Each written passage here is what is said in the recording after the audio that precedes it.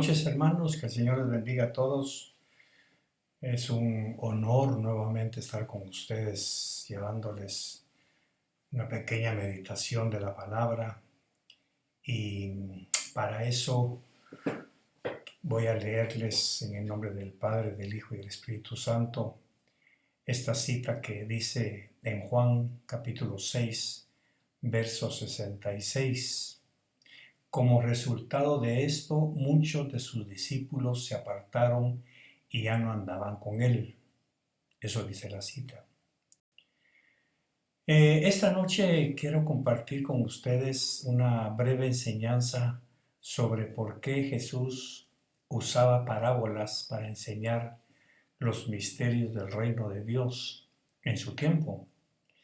Y de alguna manera, todavía a través del Evangelio, a través de los tiempos, se sigue utilizando ese mismo sistema, aunque ya no nos demos cuenta, pero todo gira alrededor de la percepción que los hombres o mujeres podamos tener con respecto a la palabra.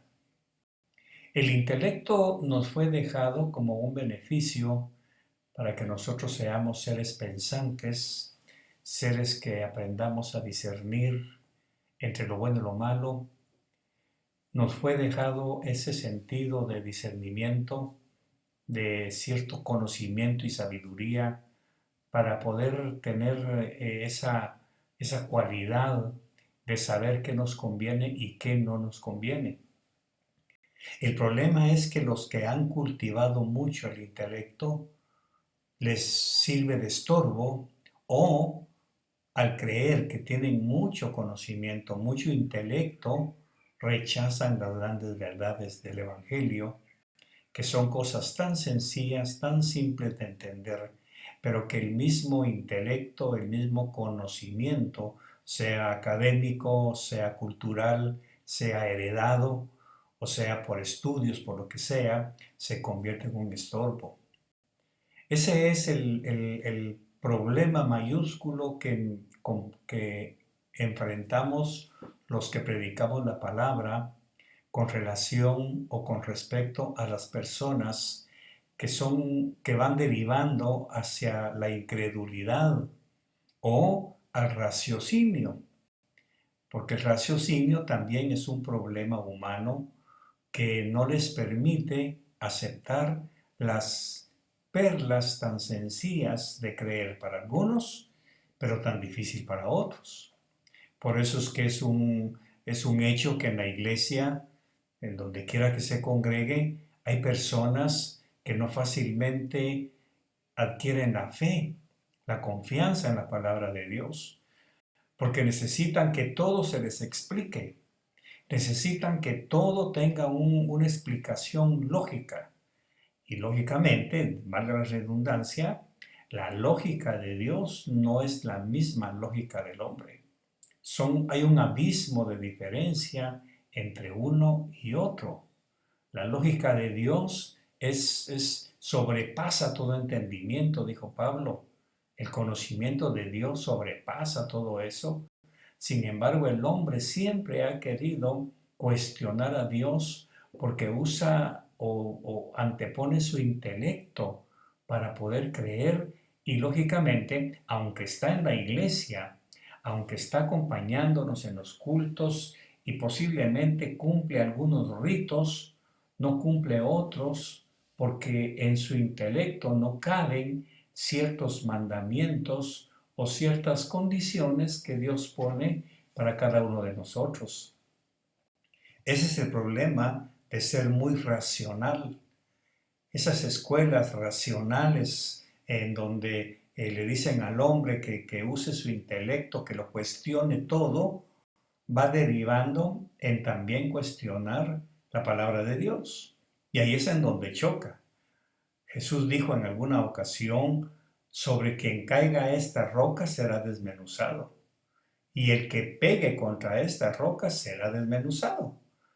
Porque en el tiempo de Jesús, lógicamente, a través de la cultura griega o grecorromana, se habían introducido pensadores de muy alta escuela filosófica de mucho pensamiento elevado, de manera que eso se fue metiendo poco a poco dentro de la cultura judía o hebrea del tiempo del segundo templo, que fue cuando Jesús se movió en la tierra.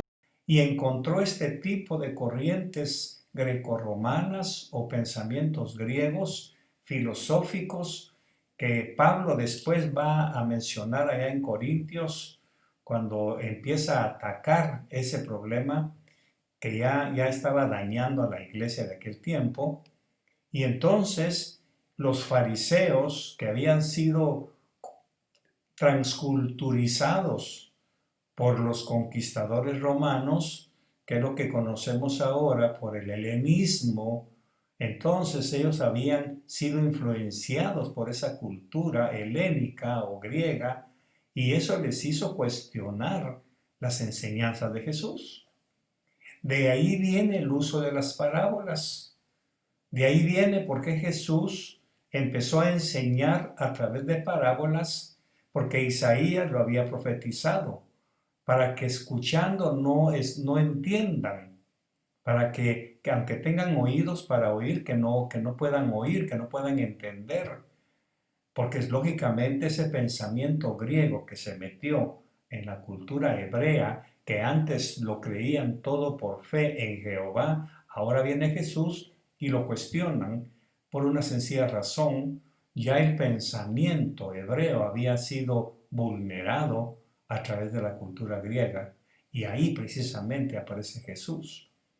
Sin embargo, había un segmento de la población que no había permitido que sus sentidos fueran nebulizados por el pensamiento griego y seguían siendo personas humildes, sencillas, pero lamentablemente el parangón de humildad significa pobreza. O sea que los pobres fueron los que creyeron en Jesús, no fueron los pobres. Por eso en el Sermón del Monte él lo aclaró y dijo, bienaventurados los pobres en espíritu, no pobres de paupérrimos, sino pobres de espíritu, aquellos que no fueron enriquecidos en su espíritu, de tal manera que se les estorbara el intelecto, la mente, sus corazones y pudieran creer en Jesús como el Hijo de Dios. Y lógicamente ellos aceptaron sus enseñanzas, aceptaron lo que Jesús enseñó y lo supieron interpretar. Lógicamente algunas cosas eran tan elevadas que ellos no pudieron entenderlas y comprenderlas en toda su inmensidad. De ahí viene que Jesús los llamaba aparte y les explicaba qué quería decir con aquella parábola. Ahora, ¿qué pasó con los sabios, con los eruditos? ¿Qué pasó con los sacerdotes del templo? ¿Qué pasó con la gente altamente educada de aquel tiempo? No entendieron absolutamente nada. Esos son los que dice Juan 6:66, que se empezaron a apartar de él. Leyendo el contexto de este pasaje y de este episodio, Jesús está hablando de que el que no coma su carne y beba su sangre no tendrá vida. Entonces vienen ellos y empiezan a cuestionar. Jesús sigue hablando en ese episodio, en ese capítulo, y dice, porque yo soy el pan que descendió del cielo. El que no coma mi cuerpo no tendrá vida. Y entonces empiezan a hablar de canibalismo, empiezan a hablar de cosas que su raciocinio no les permitía entender. Así que en este momento, en la sinagoga, en donde Jesús está enseñando esto, habían personas de muy alta escuela, habían personas oyentes de una escuela muy elevada de pensamiento, que solamente al escuchar a Jesús dijeron, no podemos seguir a este hombre ni escuchar sus enseñanzas, porque ¿cómo es posible que quiera que comamos su carne y nos bebamos su sangre? Compararon todo desde el punto de vista racional y rechazaron lo sencillo de Jesús. Así que en Marcos, por ejemplo, capítulo 4, versos 33 y 34, dice la palabra, con muchas parábolas como estas les hablaba la palabra según podían oírla, y sin parábolas no les hablaba, sino que lo explicaba todo en privado a sus propios discípulos, y la gente nada entendía, no lo entendían los demás, porque él quería ver si ellos respondían a la unción del Espíritu de verdad o sencillamente a su cerebro. Y ese fue el problema que encontró en aquel tiempo, y asombrémonos si usted quiere, lo sigue encontrando hasta la fecha. Mucha gente se va de la iglesia porque no logran entender el contexto espiritual de la palabra. Todo lo quieren, son pragmáticos, todo lo quieren entender con la mente. ¿Y esto por qué es pecado? ¿Y esto por qué no lo puedo hacer? ¿Y esto por qué no lo puedo vivir? ¿Y esto por qué no lo puedo disfrutar? ¿Y qué dice la Biblia? Por ejemplo, en la Biblia usted nunca va a encontrar un mandamiento que dice no fumarás. En la Biblia usted nunca va a encontrar un mandamiento que diga nunca vas a bailar. Eso cae por su peso. Esas son cuestiones que yo mismo, a través de la ayuda del Espíritu Santo, me hace entender el espíritu de la palabra. No necesito que me digan específicamente qué es pecado y qué no, porque para eso el Espíritu Santo me fue dado. Y estas gentes no permitieron que el Espíritu Santo, que aunque no había venido todavía para quedarse, sí había venido para alumbrar la mente y el corazón de los sencillos, entendían perfectamente. Entonces muchos discípulos dejaron de seguir a Jesús y manifestaron de esa forma el espíritu carnal y hasta cierto punto anticristo. Y ese es otro problema que tenemos. Cuando hablamos del anticristo nos vamos inmediatamente a Apocalipsis. Y esa palabra anticristo, ella misma se explica, es contra Cristo. O sea que ese espíritu ya estaba ahí. Por eso Juan dijo, porque muchos anticristos se han levantado entre nosotros y ya están en acción.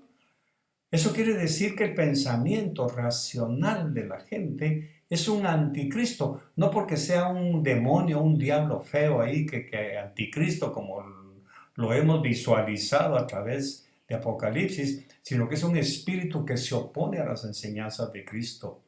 Entonces esta gente había estado siendo dominada por ese espíritu anticristiano que estaba en sus vidas, porque exigieron que el mensaje fuera entendible para su cerebro y rechazaban las palabras de vida. Por eso Jesús dice en este capítulo 6 de Juan, las palabras que yo hablo son vida. Y ellos decían, bueno, pero ¿de qué vida está hablando? ¿Cómo es que una palabra puede ser vida? Para ellos fue difícil y hasta cierto punto imposible aceptar eso. Bendito Dios por Jesucristo, por su Espíritu Santo, que para nosotros es fácil entenderlo. Y hoy podemos verlo en muchos miembros de la iglesia que no tienen ese espíritu de sensibilidad al espíritu de la palabra y al Espíritu Santo para que los convenza de justicia, de juicio y de pecado. Esta gente del capítulo 6 de Juan fueron tan pensantes que rechazaron totalmente las doctrinas y las enseñanzas básicas, sencillas y simples de Jesús y se perdieron toda la bendición. Ahora, para nosotros, no quiere decir que no debamos entender al Señor. Hay que entenderlo, pero no con la mente humana. Hay que entender qué es lo que quiere decirnos, qué es lo que trata de enseñarnos, qué es lo que trata de corregir en nosotros.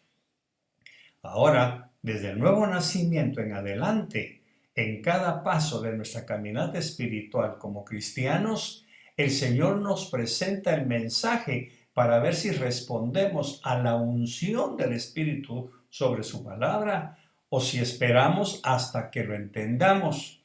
Aquí viene lo que quiero enseñar, porque el raciocinio, el pensamiento materialista, humanista, de la nueva era que se ha metido en mucha gente de este tiempo, de este siglo, y que está en la iglesia diciendo que son cristianos, racionalizan la palabra.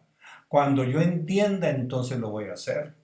Cuando yo comprenda, entonces lo voy a hacer. Con permiso. Cuando yo entienda eso de la obediencia, cuando yo entienda eso de la sujeción, es que yo no entiendo por qué, espéreme que lo entienda, entonces lo empiezo a hacer. Y mientras tanto, empezamos a deslizarnos en una incredulidad que va abarcando como efecto dominó, cosa tras cosa, mandamiento tras mandamiento, hasta que nos convertimos en incrédulos. Empezamos creyendo, como dice Pablo, empezamos en el espíritu y terminamos en la carne. Cristo busca corazones dispuestos que respondan a la unción de su palabra, a su presencia, no al entendimiento mental.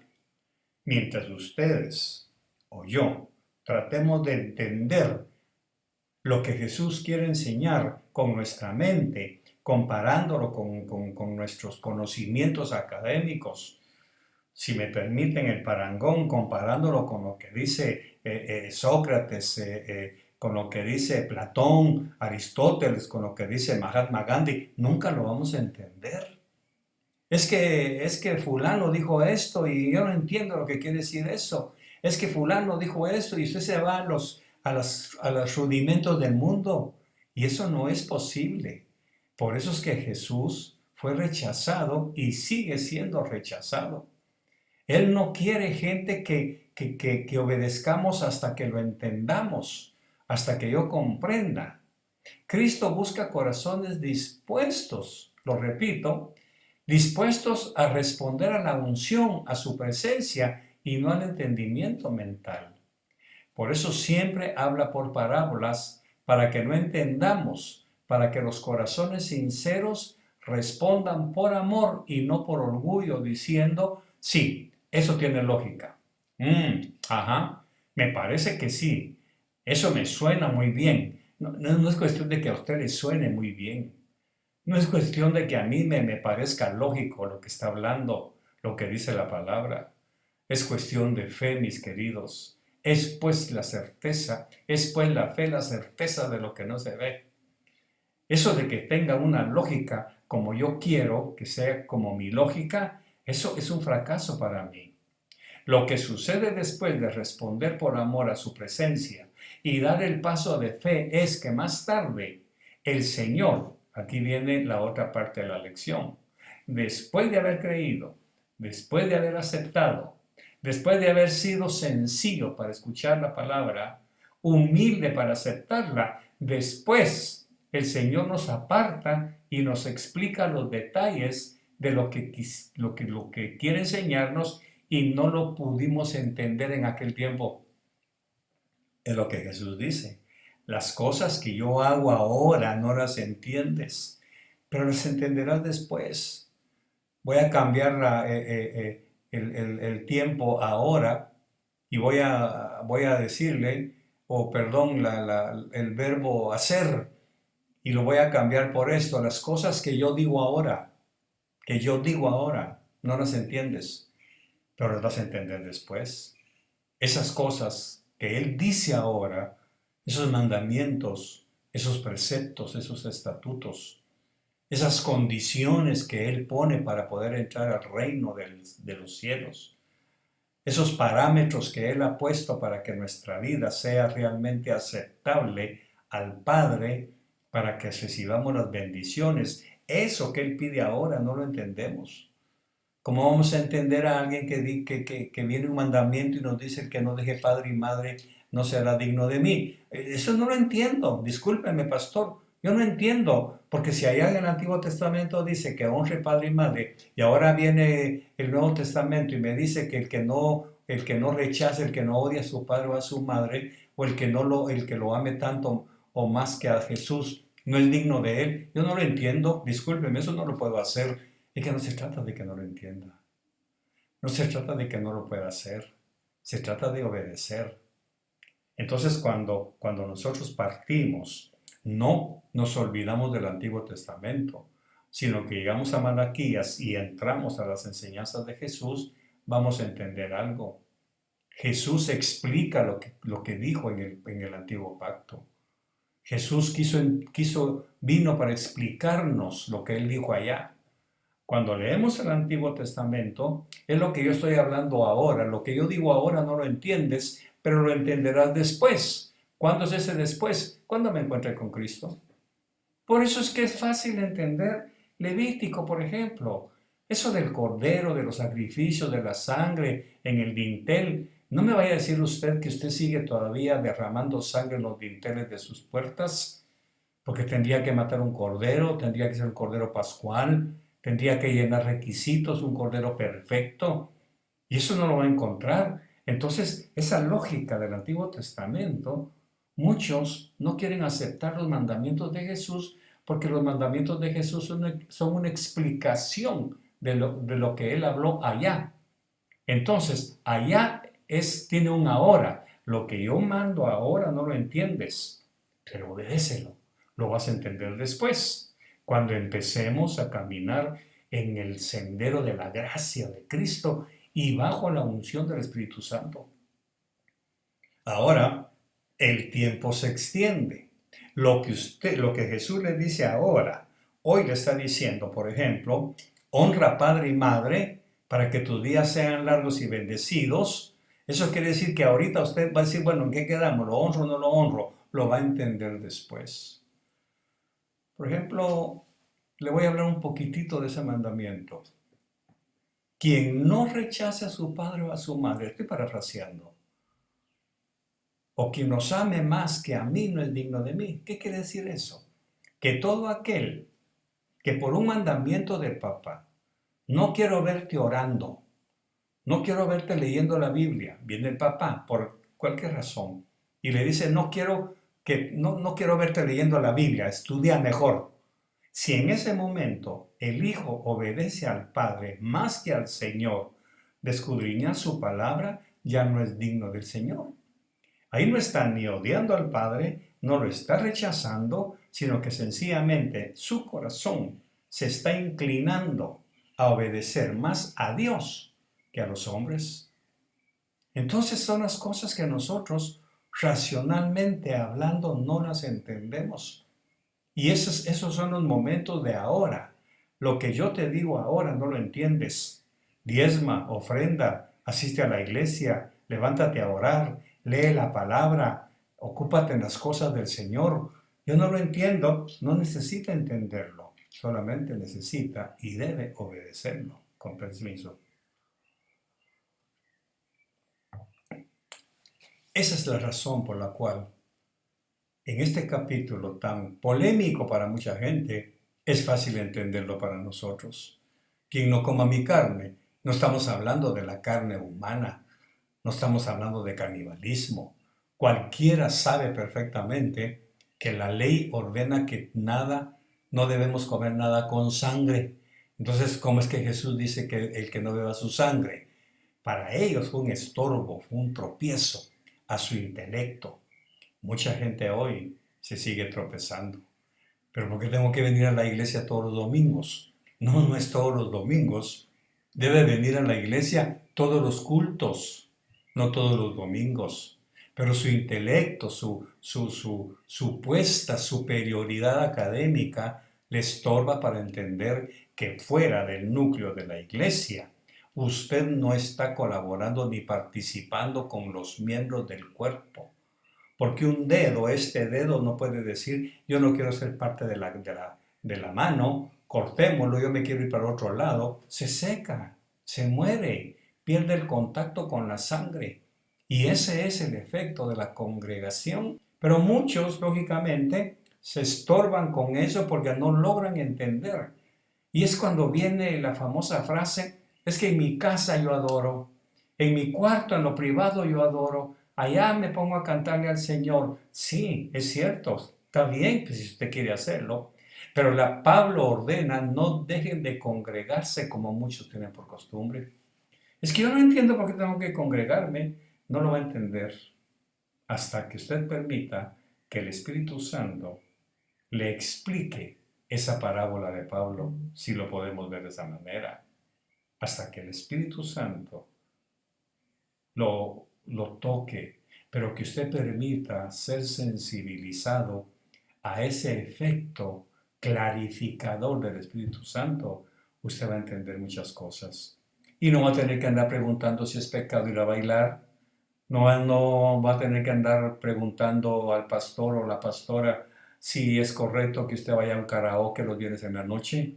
Sencillamente usted va a entender más allá de todo eso, va a entender más profundo la palabra, porque usted va a comprender algo, el Espíritu Santo le va a hablar, te edifica, te construye, le agrada a Dios, y para eso ya no hay entendimiento.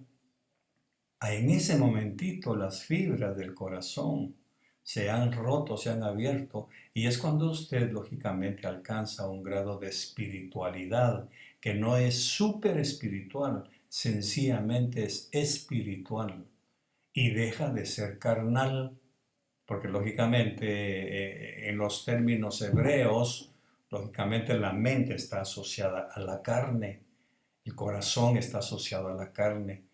Pero cuando nosotros nos vamos a ese otro nivel en donde con la sencillez del corazón y del espíritu humano nos conectamos con el Espíritu Santo, entonces trascendemos la carne y nos convertimos en personas espirituales.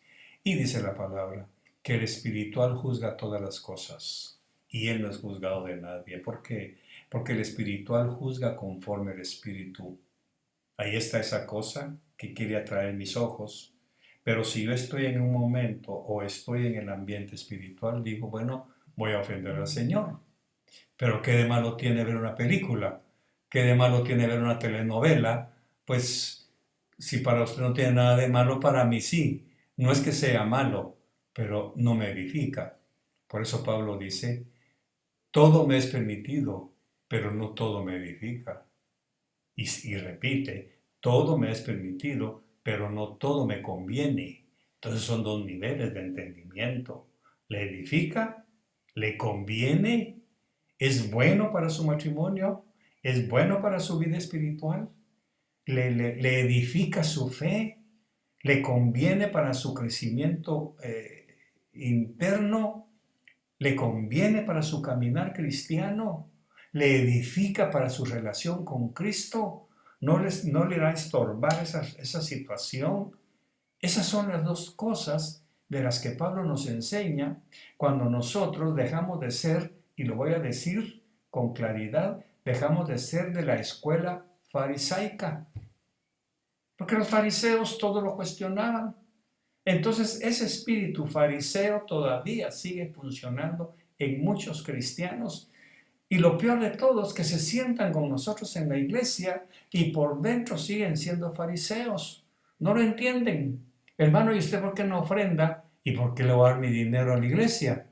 ¿Y por qué le voy a dar mi dinero al pastor? Yo no lo entiendo. No lo entienda si no quiere, pero se está robando la bendición del diezmo, de la ofrenda, de la siembra. Y hermano, ¿y usted por qué no siembra? ¿Y por qué voy a sembrar? Que trabaje cada quien, que cada quien vea cómo hace. La Biblia no dice eso. Pero como usted, farisaicamente hablando, no lo entiende, usted quiere entenderlo con su mente racional, imposible. Estas son las cosas en las cuales nosotros navegamos, en ir dejando poco a poco, día tras día, mañana tras mañana, esos pedazos de carne, esos prepucios de los que habla la palabra. Incluso en el Antiguo Testamento, usted sabe perfectamente que dice que el Señor habló, circuncidarás a todo varón a los 8 días de haber nacido, circuncidarlo. Pero cuando el pueblo no entendió el verdadero mandamiento de lo que el Señor estaba hablando, ¿qué dijo el profeta? Circuncidaréis vuestros corazones. Ah, o sea que ya no era la circuncisión de Abraham, ya no era la circuncisión de Moisés.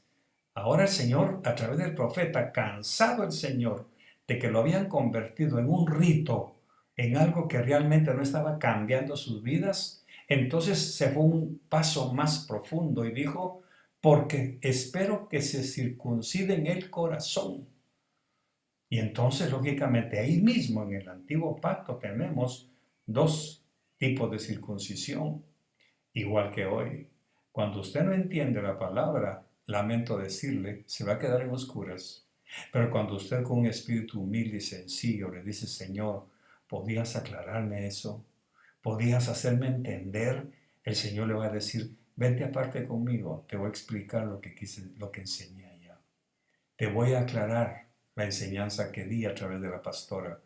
Te voy a explicar la enseñanza que di a través del pastor. Hay un hermano en nuestra congregación que cuando no entiende algo es muy sencillo, muy sincero y muy directo. No entiendo lo que quiso decir ahí, ¿me lo puede explicar? Estos son los apartes. Estos son los que imitan a aquellos apóstoles. Señor, ¿nos podrías explicar qué quisiste enseñar allá? Y entonces el Señor viene y se los lleva aparte. Bueno, les voy a explicar. La semilla es la palabra, el sembrador es mi Padre, las aves de los cielos son esto y lo otro. Y empieza a explicar la parábola del sembrador, por ejemplo. Y entonces los discípulos salían con una mente totalmente transformada. Necesita usted que Dios le aclare algunas cosas.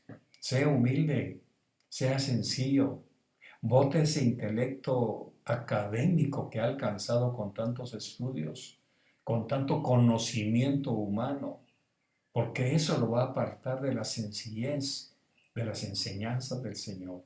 Y entonces aquí viene el meollo del asunto. La fe no se basa en el conocimiento humano. Usted nunca va a poder explicar cómo es posible que con $5 haya comido todo un día, usted, su casa y su familia. Usted no se va a explicar racionalmente hablando cómo es que el virus no ha llegado a su casa. Usted va a decir porque no hemos salido, porque aquí, que porque allá. No, mi amigo, no, mi hermano. Es por la gracia, la misericordia del Señor. Y es en ese nivel hacia arriba en donde usted va a llegar a reconocer que aún el aire que está respirando ahorita no es porque usted venga del mono, venga de la ameba o venga de no sé dónde, sino que el mismo aire que está respirando es por gracia y misericordia del Señor. Y entonces, lógicamente, toda su escuela de raciocinio, toda su escuela de pensamiento griego va a ir siendo cincelado por el Señor a través de la palabra hasta que pulverice totalmente. Ahí se aplica, sobre quien caiga esta roca será pulverizado, será desmenuzado. Usted, si todavía está en la etapa del intelecto, de la lógica humana, usted necesita que la roca de la palabra, que la roca que es Cristo, pegue contra usted para desmenuzarlo, para pulverizarlo, y entonces el Señor, en su bondad infinita, juntará cada pedazo de su corazón, de su vida, y lo hará ser una persona de fe. Quizá esta plática fue inspirada por Dios para hablarle allá en los secretos de su cuarto, en los secretos de su sala, ahí donde usted está escuchando esta plática. Posiblemente el Señor está diciendo, necesitas que la roca de mi palabra caiga sobre ti, porque ya basta de estar esperando con lógica los misterios de mi reino. Y entonces usted, esta noche que se irá a su cama, mañana podrá despertar siendo realmente una nueva criatura. Eso fue lo que no entendió Nicodemo. ¿Qué es eso de nacer de nuevo? Yo ya tuve mis 5 nacimientos, o sea que me falta meterme a mi madre. Mire, mire la lógica de este hombre, que era maestro posible de la ley. ¿Cómo es que a la edad, la experiencia, el conocimiento? Pues que ahí está el problema, mucho conocimiento. Eso fue lo que le dijo Agripa a Pablo. El mucho conocimiento te está poniendo loco. Y ahí está el asunto. Y Salomón lo dijo, el mucho conocimiento, lo voy a parafrasear, va a perturbar la mente. Así que, mis queridos que han escuchado esta pequeña disertación, si me permite, este pequeño mensaje, esta pequeña plática, usted puede encontrar que las parábolas fueron un estilo literario que Jesús utilizó como nadie los utilizó precisamente para confundir a los necios y para bendecir a los sencillos, para confundir a los sabios de su tiempo y de este tiempo, pero para bendecir a aquellos que hemos hecho a un lado nuestro intelecto, nuestro conocimiento, todo ese bagaje todo ese acervo cultural que hemos traído del mundo, lo hemos anulado para postrarnos en humildad a los pies de nuestro Dios y decirle, Señor, gracias, gracias por darme la sabiduría para entender estos misterios del reino de los cielos y conocerte más, Señor. Quiero conocerte más. Gracias en el nombre de Jesús. Los bendigo, mis hermanos. Oro para que este mensaje taladre y pulverice sus pensamientos y que usted pueda dormir tranquilo sabiendo que mañana usted será un niño nacido de nuevo, no importa la edad que tenga. Buenas noches, que el Señor les bendiga a todos.